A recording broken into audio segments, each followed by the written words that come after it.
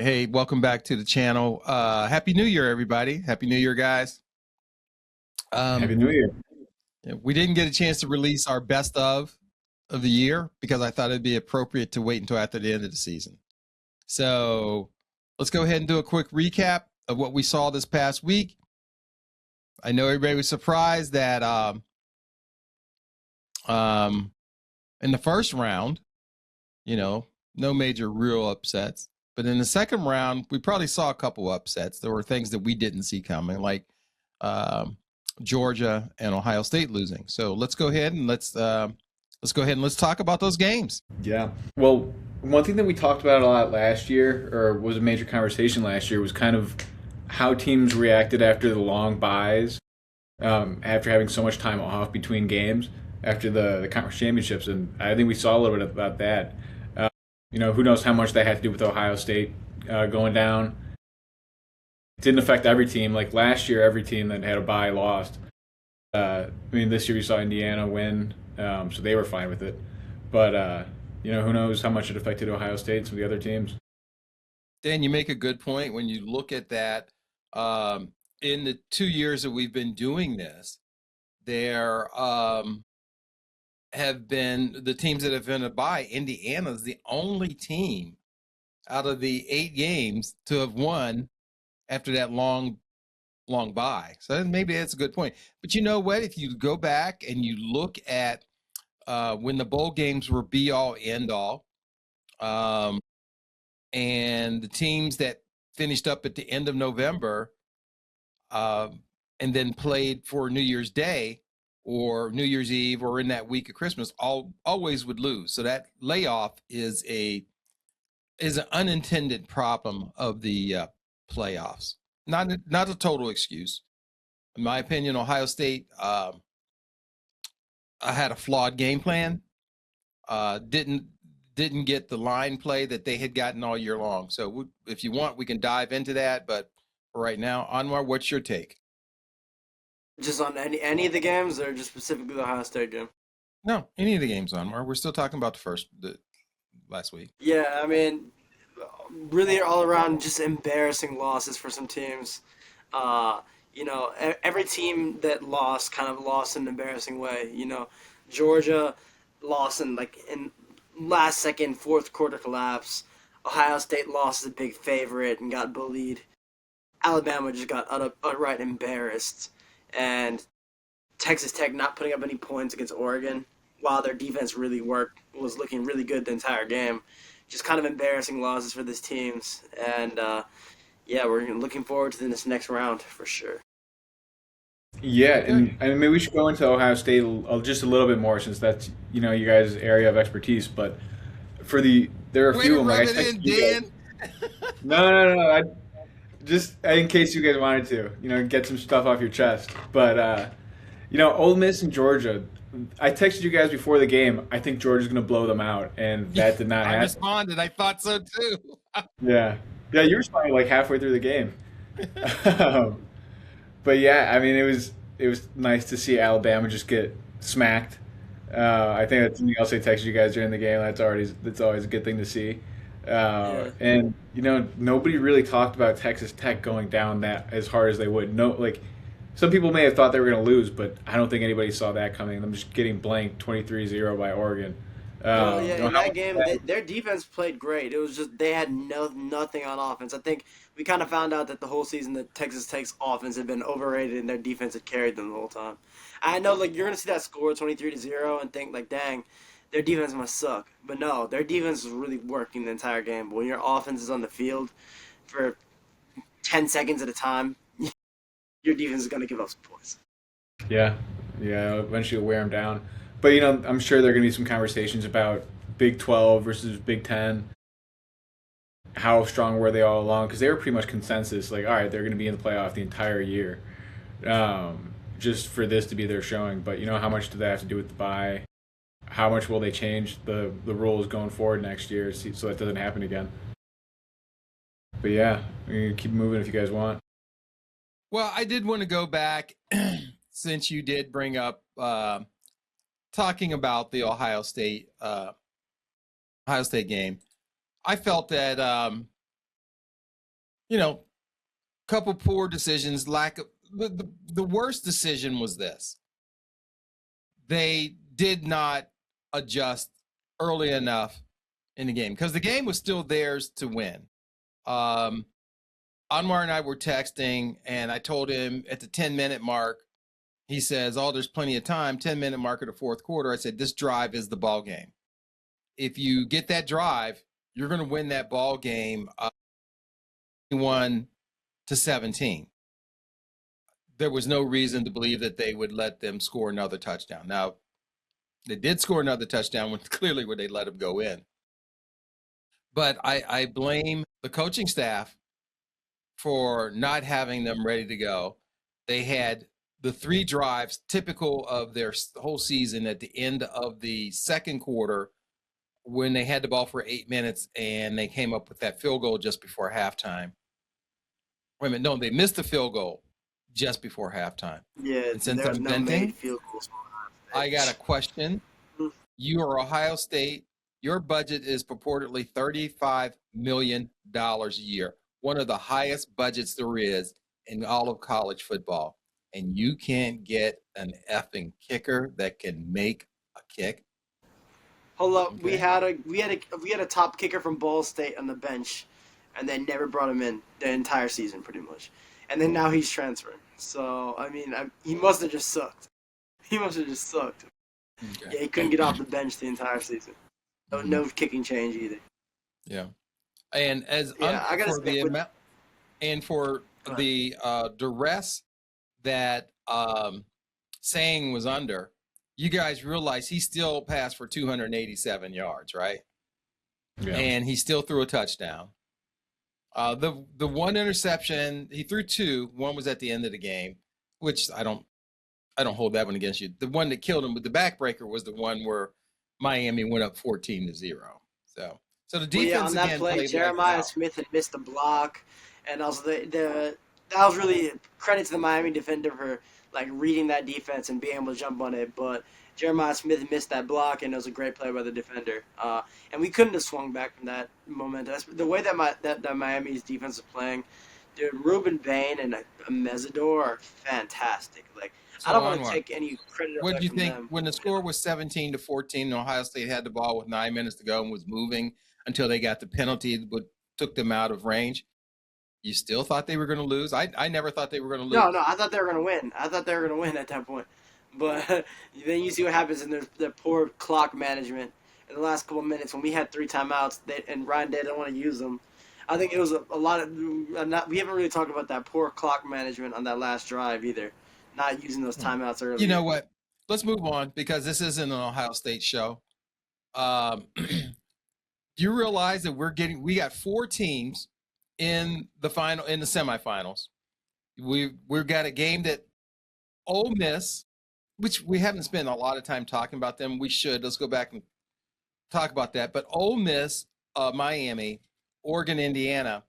Do you realize that since they started the playoffs in 2014, or essentially, so in the last 11 years, this is the first time that either Ohio State, Alabama, or Georgia is not in the finals. That's dominance from those 3 programs right there. Mm-hmm. Right. I'm sure America was so happy after this last weekend with all those 3 teams losing. They put up a stat in the Miami Ohio State game that I thought was interesting. Since 2000, there's been 2 teams that have been in contention for the championship more than anybody else. That's Ohio State and Alabama. Now, Alabama won the majority of them. Ohio State won 2 and played for 3. So, but they were in the CFP 11 times. So they had a pretty good run. All right. So we got next on here. Let's go ahead and let's talk about this. Let's talk about I wouldn't say IU to last. Let's go ahead and talk about Ole Miss Miami. What do you guys think? First off, the Ole Miss story with those coaches. You realize that on Friday, They are all under contract to LSU to coach. Yeah. Kiffin Yeah. gave them permission. I don't know what the status is as of today. I think we're supposed to find out sometime today that they were there recruiting for LSU. Now you're recruiting for LSU, but you're coaching Mississippi, and you can see who the best players are. How many of those kids from Mississippi do you think are being recruited to go to LSU? Let's talk about that for a few seconds. Trinidad Gem was target number one. So Yeah. that's putting the from a term from a long time ago. That's putting the fox in the hen house, and foxes are known for eating hens. So I think that's very interesting. The other thing is, there's nothing Mississippi can do about it because these guys all have a contract with LSU to be coaching because of the stupid window we have for the portal and for transfers and all of that. I'm sure they're getting compensated somehow for Mississippi. I don't know how. Essentially, they're volunteering to coach Ole Miss. Yeah, no, they're doing it for fun. But I heard there's something in the contract where every win that Ole Miss has, LSU will pay Lane Kiffin a certain sum for each win. That's Lane Kiffin. He's not even there. Well, yeah, he's not there. But you got Charlie Weiss, the offensive coordinator, still on contract at LSU, coordinating Ole Miss's offense right now. So that's probably the main name in that. But I'm sure a lot of other positions. Yeah, it's crazy. And then what can Ole Miss do about it? Like, they could either allow that to happen, or they could just not have their entire offensive staff. They're kind of stuck between a rock and a hard place there. Yeah, it's crazy, and that's what makes it even more impressive. They won last week. Yeah, their players aren't playing like they're stuck in a rock between a rock and a hard place. Honestly, out of this weekend, that was probably the best game this weekend, and I saw the 3 best consecutive plays in a row, and I don't know if you guys know what I'm talking about. That was Trinidad Chambliss 3 plays. That one where he first flipped the ball out, then he ran all the way back to the end zone, came out, threw a strike, and the very next ran another 20 yards back, chucked it deep. That was like a Heisman moment. That was crazy. Do y'all know what I'm talking about? Yeah. Yeah. Okay.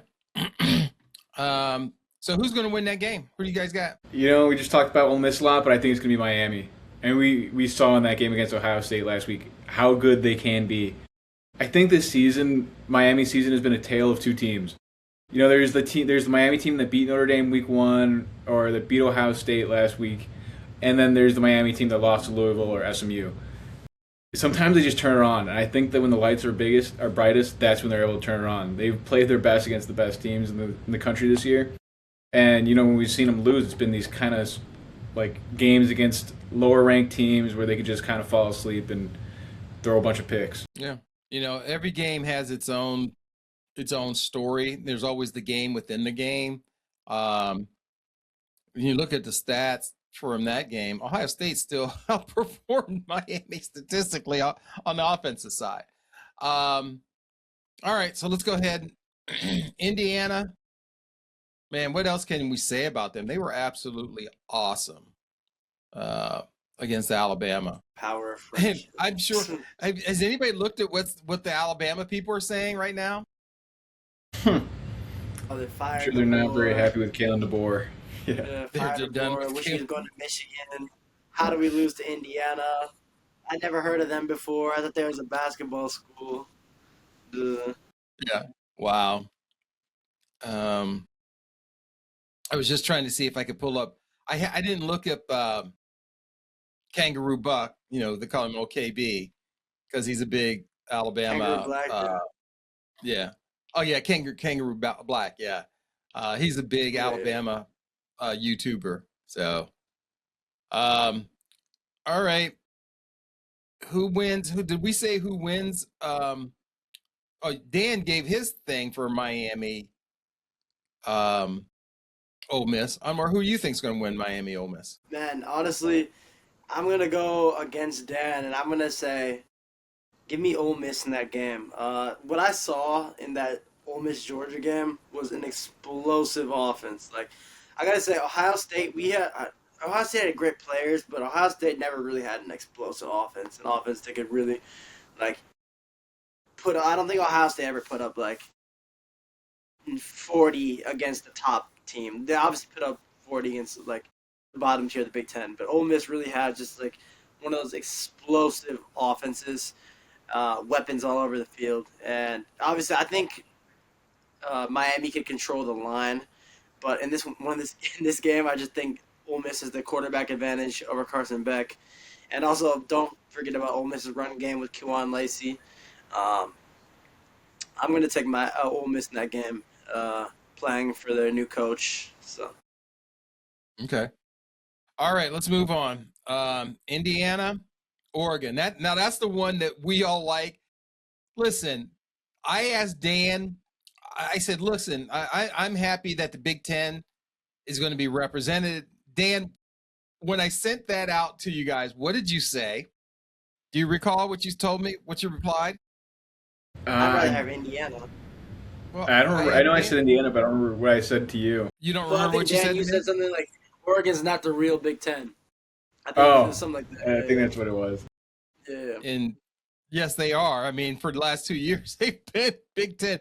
Do they have the Ten champ. They don't history feel that like Indiana has? Certainly not. But, they're playing a Big Ten schedule. They're beating other Big Ten teams. I think they only played one California team this year. Did they play? Yeah, that was USC. So everybody they else play that us. they've played for the last 2 years has been Ohio State, Penn State, Michigan, Indiana, Wisconsin, Iowa, right? That's Big Ten. So anyway, Dan, who you got for Indiana, Oregon? I think Indiana. They just look so dominant. We've seen this game before earlier in the year. They won by 10 points, and that game was a little closer than it looked. It was 20-30, but it didn't seem that like a 10-point loss. But Right. I think Yeah. Indiana. Yeah. Yeah, I I'm agree also with you, going to Dan. take Indiana in that game. They've just been so Yeah, I dominant in mean- every phase. Yeah, talk about Cinderella stories, or that's a poor choice. Unbelievable stories. Can you imagine? We could probably have Ole Miss, and I'm not saying they're going to win, but Ole Miss, Indiana. Indiana just seems like no matter what happens, this is their year. No, even if they lose to, don't make it to the championship game, this is their year. It's all about them. They've come so far in 138 years. First time ever being ranked number one. Only their second Rose Bowl and their first Rose Bowl win, and Yeah. undefeated, and looking the First part Heisman. of a number one team. Huh? First Heisman. Their first Heisman ever. It's their years. And then you look at the unprecedented program that Ole Miss has had. They've never been to the playoffs. They haven't won an SEC since the 60s, from what I understand. And I think it's only one time that they might have won one. Certainly, they never sniffed the BCS. They never sniffed the CFP. And now here we are. They're in the semifinals without a coaching staff. So the improbability of Ole Miss, Indiana is just intriguing from a media point of view. That would be a Cinderella story. Yeah, those are like probably two of America's teams right now. Those are probably two, and also that's the game that I'm gonna predict is gonna happen as well. I've got Indiana meeting Ole Miss in the finals. Like you said, it's a great story, the greatest turnaround I've seen. I'm a big Ohio State fan, but I feel like at this point I can still be happy if Indiana wins because it's just such a good story. And yeah, I don't know, like with Indiana in terms of that Indiana Oregon game. The way Indiana plays is not by being bigger than you, not by being faster than you. They're gonna execute. They're gonna execute. They're gonna do like this. Literally, like Indiana plays like the power of friendship and fundamentals. Like that's how Indiana wins their game. Like if they run a fade route, it's like perfect fundamentals, and the ball is perfectly accurate. Their receivers aren't outspeeding you down the field. It's perfect execution, and they play the game right. And I think that execution is gonna get them a win over Oregon. So, yeah, I've got in Okay. my finals. I've got America's story, Indiana, Ole Miss. Okay, and Dan, you've got Miami, Indiana, right? Yeah, Miami, Indiana. But like Anwar said, Ole Miss is kind of turning into one of America's teams. It's hard to get him to cheer for an SEC team, but I kind of want to see what happens. Like Lane Kiffin leaves, right before the season ends, and then to go to a team that he thinks can contend for a championship just for his team he's leaving to make it to the championship would be a crazy story, and kind of almost karma or some sort of justice. And I kind of like that. Yeah. Yeah, but also if those two teams met, I would definitely be rooting for Indiana. I can't stand Yeah, me that. too.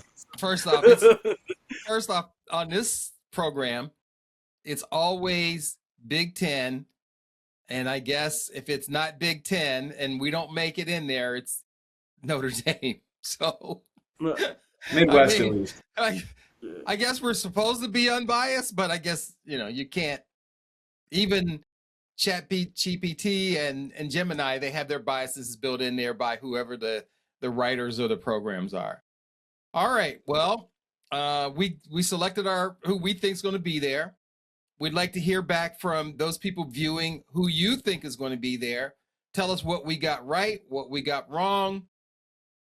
Tell us what you'd like to see us do for the show for 2026. I know that right now we're going to do a recap for the championship game. We will do the NFL draft, so we won't be on every week. We might just do that. And I think we're going to do some spring game recaps if you guys want. I'm not sure. Then we'll be off for about 4 or 5 months. We might come back like in July when teams go back to camp. At that point, and then August when the season starts, Anwar will probably be living back in the United States, I would assume. And then we will start our season all over, maybe with a name change and everything. We'll see. We'll see. There's a lot for the future for the show.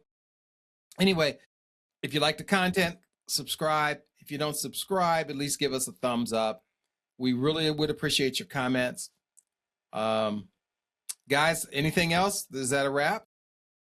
Give us Happy New Year, guys. give us some off-season suggestions. I know the season's still going, but yeah, if you guys want to see something in the off-season, let us know. Yeah, and we have a few smaller ideas for just kind of, not solo episodes, but kind of side episodes, like we talked about doing a realignment one, how we would realign the conferences, just other stuff like that. Give us ideas. Yeah, I think that's pretty good. Yeah, so the ideas would help. Like Dan said, we're going to talk about that. We need to spend some time talking about the portal, the new coaching hires. So there's some meat on the bone.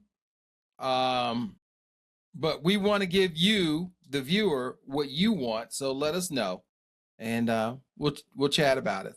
You can contact us through our Instagram page. You can send a message to us. It's @_talking college football _ Let me repeat that. @_talking college football _ That's our Instagram page, and you can send a direct message to us, and we'll try to listen to you.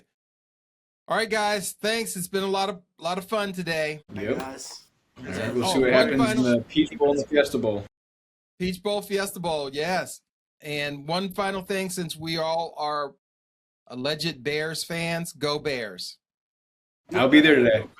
I'm going to the game. You're going to the game today? Yeah. Oh, man, how'd you get tickets? My brother got me tickets for Christmas, so the three of us are going. Dude, it's gonna Wow. be so cool. It's gonna be so. You know what? I know you probably thought that Detroit would still be in the playoff hunt for this, and that looked like a great gift at Christmas time, I'm sure. Yeah. But they've been knocked out. So how far does oh man, think about that. You got Johnson in his first year, the former OC for the Lions, coaching against his old team. Is he gonna How long do you think he's going to go with the starters? I think maybe 3 quarters. Caleb needs 270 yards to break 4,000 on the season. So I can Well, see Ben Brett, Johnson. They're going Ben to Johnson playoffs. on that. Well, yeah, but during the no season. NFL playoff stats don't count that like that. Playoffs don't count. That's Okay. college that does that. Plus, maybe they need to see how the Eagles are doing because they're tied for the second, third seed right now. But the Bears have the tiebreaker, so if the Bears lose, then they'll drop down to the third seed. Which means you only get one home game. If you win, you get 2 home games, right? Yep. Now the 49ers get all of their Seahawks get all of their games at home. So that's a big advantage.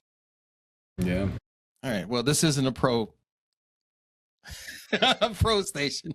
Maybe next year we should add some, if you guys feel like it next year when we talk, maybe we should look at all the other sports and maybe just make it a complete sports program where we can talk about everything. Depends on your time. Dan's getting ready to go to medical school. Anwar is on the fence about leaving Japan.